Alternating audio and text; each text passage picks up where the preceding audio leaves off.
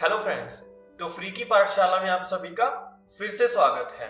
तो पिछले लेक्चर्स में हमने किया मैट्रिक्स, ठीक है, कि मैट्रिक्स क्या होती है, उसके बेसिक्स किए, मैट्रिक्स की एडिशन सब्ट्रैक्शन कैसे होती है, multiplication by scalar and main multiplication of two और मोर मैट्रिसेस, ठीक है। तो हमने ये सारा कंसेप्ट कवर किया पिछली वीडियोस में, ठीक है। और इस वीडियो में हम कवर करेंगे डिटर्मिनेंट ऑफ अ मैट्रिक्स, ठीक है, कि डिटर्मिनेंट क्या होता है, कैसे किया जाता है, और हम डिटर्मिनेंट करेंगे 1 ऑर्डर, 2 ऑर्डर और 3 ऑर्डर मैट्रिक्स, ठीक है।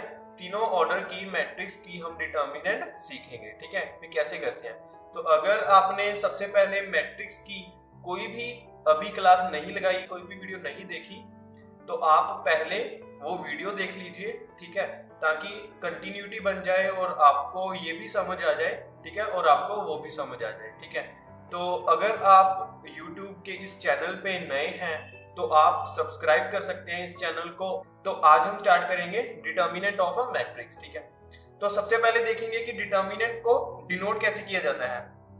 तो जैसे कि सबसे पहले एक एग्जांपल ही लेते हैं हम। सबसे पहले लेंगे एक एग्जांपल, ठीक है। एग्जांपल पे जैसे हमें दिया गया है, एक मैट्रिक्स दी गई है, एक मैट्रिक्स दी गई है 2 4 1 7 4 3 3 2 1, ठीक है। इसका ऑर्डर क्या है? ऑर्डर है 3/3 का। इसका ऑर्डर है 3/3 का। तो अगर हमें कहा जाए कि इस ए मैट्रिक्स का डिटर्मिनेंट करना है तो इसे डिनोट कैसे किया जाएगा। तो इसे डिनोट करने के लिए या तो हम ये वर्टिकल लाइंस लगा देंगे, ए के दोनों साइड्स वर्टिकल लाइंस लगा देंगे, ठीक है। तो इसका मतलब हो गया कि डिटर्मिनेंट ऑफ मैट्रिक्स ए, ठीक है। या फिर हम लिख देंगे शॉर्ट फॉर्म में ऐसे, ठीक है, DET point A means determinant of A matrix, ठीक है। या फिर एक ये वाला साइन होता है, या फिर हम ये वाला साइन लगा सकते हैं, ठीक है। इसका भी मतलब होता है डिटर्मिनेंट, ठीक है। आप इन तीनों में से कोई भी साइन चूज कर सकते हैं। ये तीन साइन डिटर्मिनेंट के ही हैं, आप इन तीनों में से कोई भी चूज कर सकते हैं और हम चूज करेंगे ये वाला, ठीक है, हम चूज करेंगे ये वाला। तो अगर आपको कहा जाए कि एक मैट्रिक्स का डिटर्मिनेंट करना है तो सबसे पहले ध्यान देने वाली बात यह है कि इसमें एक कंडीशन है, और वो कंडीशन क्या है?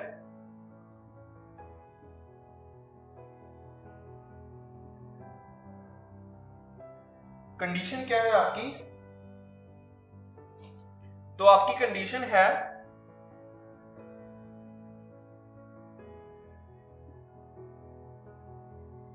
determinant is possible only if there is a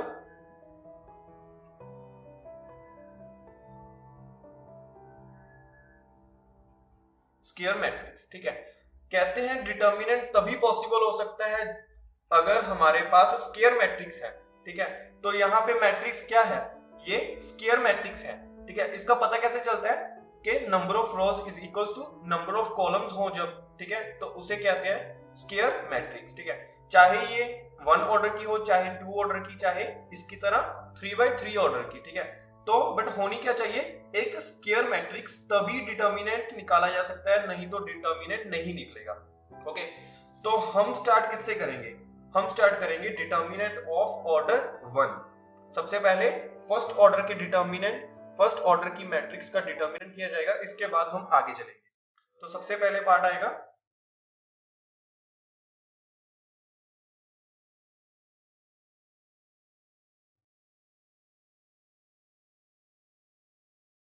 determinant of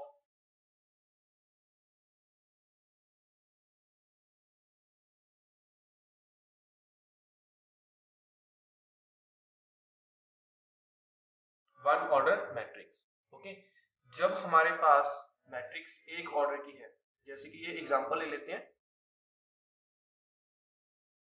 ये है एक मैट्रिक्स, ठीक है ना, जिसमें कि सिर्फ एक ही एलिमेंट है और एक ही रो एक ही कॉलम, तो 1/1 की मैट्रिक्स होगी।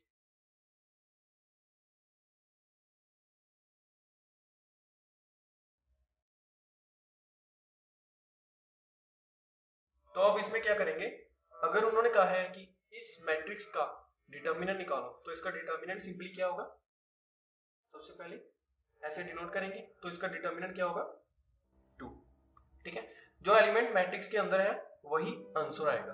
ठीक है, इसका डिटर्मिनेंट क्या होगा 2, वही आंसर आ जाएगा। ठीक है, अगर हमें सेकंड सिचुएशन में कहा गया है कि डिटर्मिनेंट निकालो, डिटर्मिनेंट ऑफ 2 ऑर्डर मैट्रिक्स, क्या कहा गया, कहा गया है कि डिटर्मिनेंट निकालो किसी 2 ऑर्डर मैट्रिक्स का।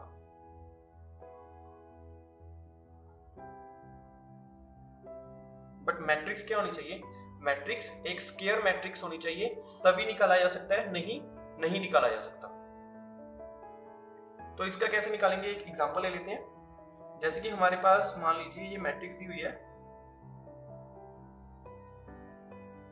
2 3 1 एंड 4, 2 3 1 एंड 4।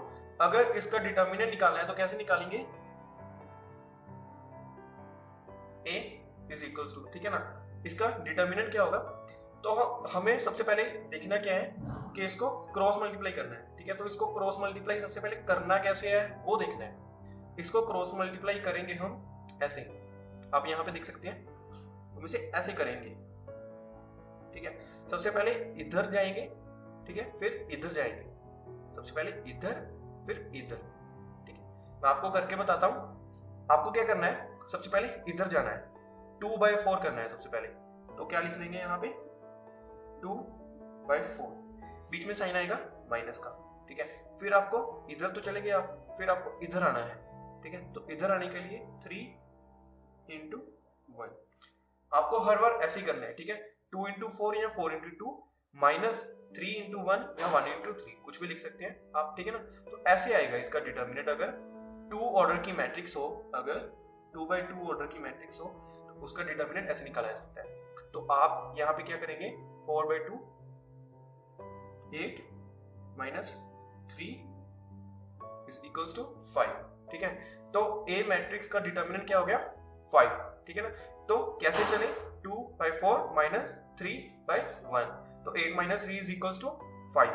तो ये क्या हो गया, डिटर्मिनेंट ऑफ 2 ऑर्डर मैट्रिक्स। ठीक है, तो ठीक है, इसके थर्ड पार्ट में अब हम करेंगे determinant of a matrix with order 3। Determinant of a matrix with order 3। ठीक है ना, ऑर्डर 3 रह गया हमारा।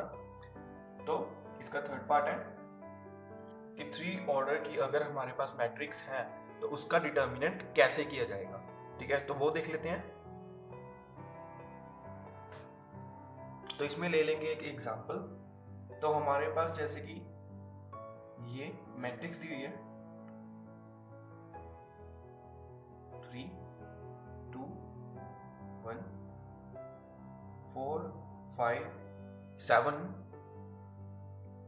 8 2 एंड 5। ओके, ये 3/3 की मैट्रिक्स है। ठीक है, 3/3 की मैट्रिक्स है। तो इसका अगर कहेंगे कि डिटर्मिनेंट निकालो, तो डिटर्मिनेंट कैसे निकाला जाएगा, सबसे पहले ए का डिटर्मिनेंट। ठीक है, तो इसमें क्या होता है कि अगर आपको कुछ नहीं कहा, सम में सिंपल यही कह दिया कि इसका डिटर्मिनेंट निकालो 3/3 ऑर्डर की मैट्रिक्स का। ठीक है, तो आप कोई भी रो चूज करके या कोई भी कॉलम चूज करके इसका डिटर्मिनेंट इजीली निकाल सकते हैं। ठीक है, बट कई बार सम में कहा होता है कि इसकी फर्स्ट रो, हाँ, with respect to first row इसका डिटर्मिनेंट निकालो, या फिर with respect to second row इसका डिटर्मिनेंट निकालो। तो आपको वही रो चूज करनी है, कोई और रो चूज नहीं करनी। ठीक है, तो हम सबसे पहले इसकी फर्स्ट रो लेकर इसका डिटर्मिनेंट निकालेंगे। ठीक है, तो इसमें करना क्या होता है, अगर हमने इसकी फर्स्ट रो लेनी है तो जैसे कि फर्स्ट रो इधर लिख लो 3 2 1। ओके, तो इसमें सबसे पहला एलिमेंट क्या है, 3 है। ठीक है, तो हम 3 चूज करेंगे, सबसे पहले 3 चूज करेंगे। और अब क्या करना है, इस 3 की पूरी कॉलम को और इस 3 की पूरी रो को छुपा लो, ठीक है। इसकी पूरी की पूरी कॉलम छुपा ली, इसकी पूरी की पूरी रो छुपा ली। तो अब एलिमेंट क्या रह गए? 5 2 7 5, ठीक है। तो ये वाले एलिमेंट लिख लेंगे हम, ठीक है। आगे आएगा 3, ओके 3।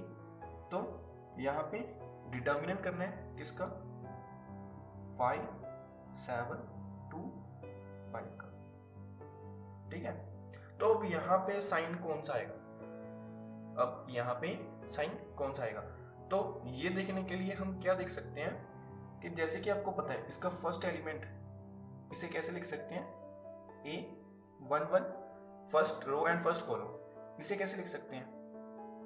A 1 2, इसे A 1 3, ठीक है। ऐसे करके तीनों एलिमेंट्स लिख लिए। तो अब इसे अगर देखना है कि यहाँ पे कौन सा साइन आएगा, तो कैसे करेंगे? यहाँ पे कंसीडर करेंगे -1, इसकी पावर। यहाँ पे क्या है? 1 1, तो 1 + 1, ओके।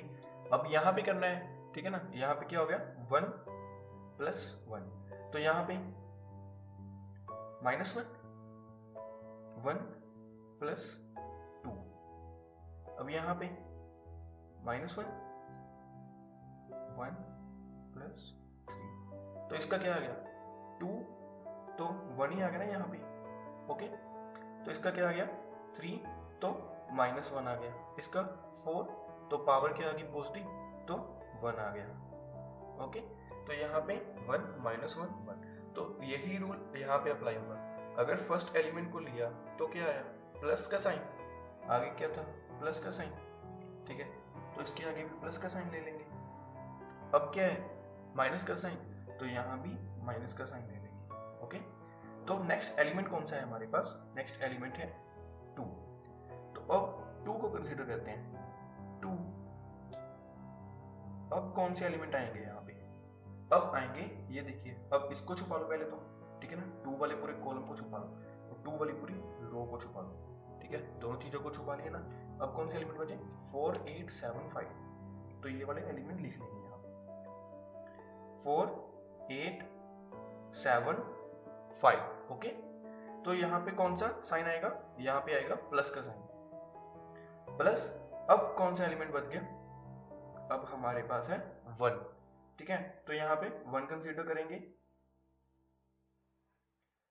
और आगे अगर प्रोसीड करते हैं तो पहले 1 वाले कॉलम को छुपा लेंगे और 1 वाली रो को छुपा लेंगे। तो कौन से एलिमेंट बच गए? 4 5 8 2, 4 5 8 2, ओके। ऐसे है ना। तो अब हमें इस सब को छोड़ देना है और इसी को कंसीडर करना है, इतने पार्ट को, ठीक है। इसी को सॉल्व करना है, ओके। तो ये क्या हो गया?